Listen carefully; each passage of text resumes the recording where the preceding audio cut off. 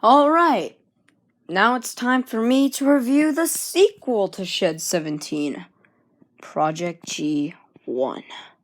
Now, this review will be a bit different than my Shed 17 review. I won't exactly tell the full-on story. I'll just, talk about things I liked and things I didn't like and things that could be better.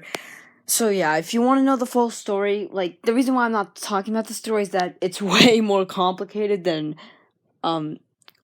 Shed 17. The main reason why is because Project G1's 50 minutes long, but Shed 17's 30, so big difference. Anyways, if you want to go watch it, go search it up online, and yeah, do all that good stuff, because, also, warning, if you have the guts, just like Shed 17, okay?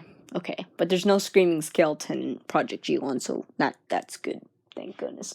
Anyways, Project G1. I honestly thought this movie was better than Shed 17.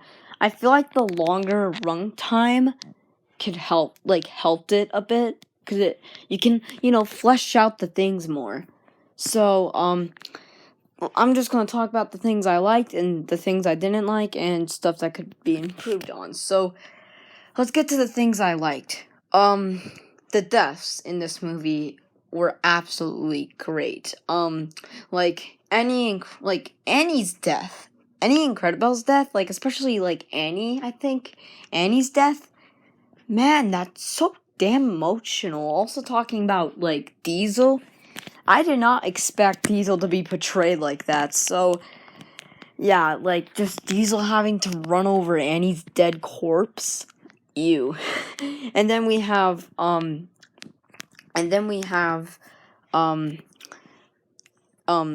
and frickin' Duck being Transformers. Boy. And then we have James and Edward who just get melted down to the ground. It's just great. Of course, Keith Hartley, the German scientist, and yeah, they return. Although, I feel bad because Keith Hartley's just for Thomas to rip him in half. At the end of the movie, well, I'll talk about that later.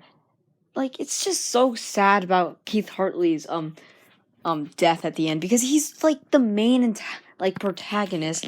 He's the one that you can relate to, and yeah, he gets turned into a truck and rots and dies. So yeah, so if there's ever to be a third movie, I'm not saying there probably won't, but if it does happen, the movie just won't be the same without Keith Hartley. Keith Hartley was the best. And then we have Hit Logistics, which great name, I guess. And then we have the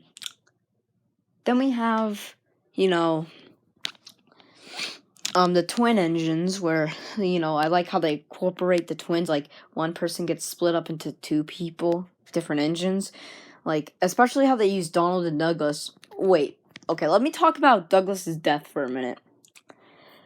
Douglas's death is probably the most disturbing and scary death in the Shed 17 franchise behind Thomas. Well, Thomas didn't really die. But Douglas's death, you just see his parts, his engine just tear apart. All there is just a ball of flesh with just eyeballs and mouth and skeleton arms. It's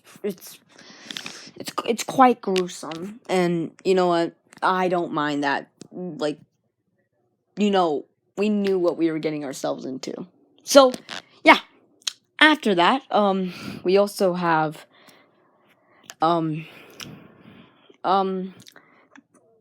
also have, again, this is not scripted, by the way, Cranky freaking out over everything, and, Paul poking fun about everyone's reactions to Shed 17. I loved it. Honestly, this movie's great. A bunch of things I liked about it. I especially liked the monster. Holy crap. And the ending was pretty good, too. Just how Thomas is just, this tank. He's just so messed up now. So, yeah, that's all the stuff I like. And now let's get to the stuff I didn't like, which, unfortunately, even though I do find Project G1 better than Shed 17, unfortunately, there's more things I didn't like in Project G1 than Shed 17. One, the smudger scene. Now, if you're like the lucky people like me who got to see the smudger scene, I don't think it was Paul's intention to make it like that, but like, I don't know. I just felt uncomfortable when I saw that. And um also the usage of the monster, like it gets built up so much and then like it only gets used for a bit and then that's it. Like, I really think they could have incorporated the monster into the movie better. And in my opinion, the runtime wasn't really used to its full advantage. Well, it was, but like, you know, it's just it could have been like it just went by very fast. And you know what, yeah, but that doesn't mean it's not a bad movie. No, it's certainly great. Like a bunch of good stuff, like especially the troublesome tanks. Whenever they just shoot something, they're like, oh. And then like we have the scene where engines are getting high on Welsh coal. And then we also have the scene where you know like Gordon burning Nafford Station in flames. Yeah.